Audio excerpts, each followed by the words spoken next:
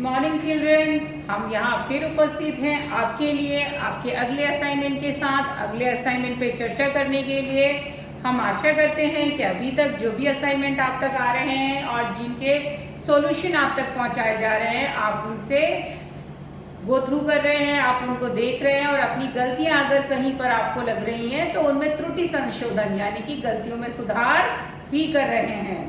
तो आज हम अब बात करने जा रहे हैं हमारे असाइनमेंट नंबर 3 की, जो कि आपको 9 अप्रैल को भेजा गया था और इसका शीर्षक था हिंद देश के निवासी। हिंद देश के निवासी आपका पार्ट 1 यानी कि मधु आपकी टेक्स्ट बुक का पहला पार्ट था। हिंद देश के निवासी सभी जन एक हैं।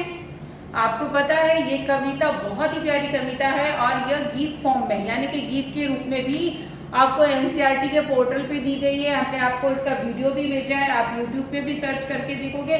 बड़ी ही सुंदर कविता है और इसमें जो कार्टून कैरेक्टर के तरीके से चित्रांकन जो उसका प्रेजेंटेशन दिया गया है वो बहुत अच्छा है, आपको लगेगा जब आप देखोगे तो, और आपको वो याद भी हो जाएगी।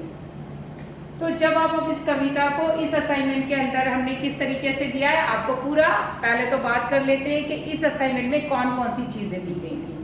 इस असाइनमेंट में आपसे करने के लिए कुछ नहीं कहा गया था। आपको मैडम ने उस कविता का पूरा लेख यानी कविता का लेख लिख के दे दिया था। काव्य लेख पूरा कविता टाइप करके दी थी ताकि अगर पुस्तक नहीं थी उस समय तो आप वो पढ़ सकें, कविता याद कर सकें। दूसरे आपके शब्द अर्थ दे दिए थे, जो भी कठिन शब्द थे छांट कर उनके अर्थ लिख कर दिए थे और प्रश्नों के उत्तर भी दिए थे ताकि आप घर पर बैठकर उस समय अपना समय का सदुपयोग कर सकें और नए शब्द शब्दार्थ और क्वेश्चन आंसर याद कर सकें। अब बात करते हैं कि इस कविता में क्या खास बात थी। ये कविता जो थी वो अनेकता में एकता पर आधारित थी। अनेकता में एकता पर आधारित का मतलब यहाँ पर अलग अलग उदाहरण दिए गए हैं कि किस प्रकार अलग अलग होने के बावजूद भी उनमें एकता है। अनेकता में एकता का उदाहरण उन्होंने पक्षियों के द्वारा दिया है कि चाहे कोकिला हो चाहे पपीहा हो, अलग अलग तरीके के राग निकाल रहे हैं लेकिन उन सब की तान उनके जो सोच है वो सब किसके लिए गा रहे हैं, वो सब एक ही राग गा रहे हैं, एकता का। आप चाहे बेला गुलाब जूही चंपा चमेली ये सारे फूलों के नाम हैं, उन सबको जब एक माला में पिरो देते हैं, जब एक धागे में पिरो देते हैं तो वो एक ही माला बन जाती है, वो एकता का उदाहरण दिया है। उसी प्रकार उन्होंने विभिन्न नदियों के नाम दिए हैं कि अलग अलग नदियां हैं बहकर सागर में मिलती हैं, एक ही रूप धारण कर लेती हैं। तो इसी प्रकार हमारे देश में भी अलग अलग धर्म जाति भाषाओं के संस्कृति पहनावे खान पान वाले लोग रहते हैं, लेकिन वे सब क्या हैं, एक ही देश के निवासी यानी कि भारतीय हैं। तो यही कविता हमारी अनेकता में एकता को दर्शाती है। हिंद देश के निवासी हमें यहाँ याद करना है इस कविता की पंक्तियों को। इसके कवि का नाम मौदगल्य जी जो कविता का नाम है, कवि का नाम भी याद करना है। यह क्या संदेश दे रही है, अनेकता में एकता का संदेश दे रही है, वो भी पढ़ना है।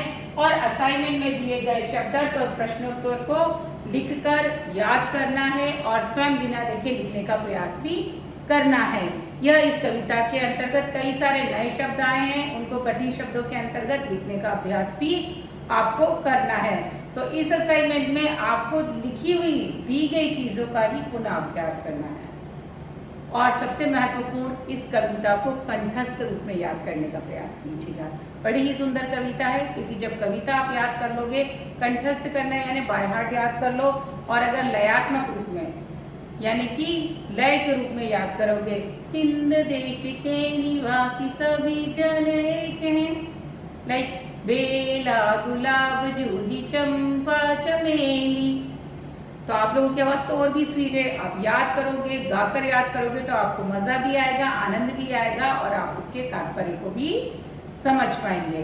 तो इस प्रकार इस कविता का अध्ययन कीजिएगा, क्वेश्चन आंसर पढ़िएगा। हम आपसे अगले असाइनमेंट के सॉल्यूशन के साथ फिर मिलेंगे। तब तक के लिए अपना ध्यान रखिए और पढ़ाई करते रहिए। Stay home, stay safe.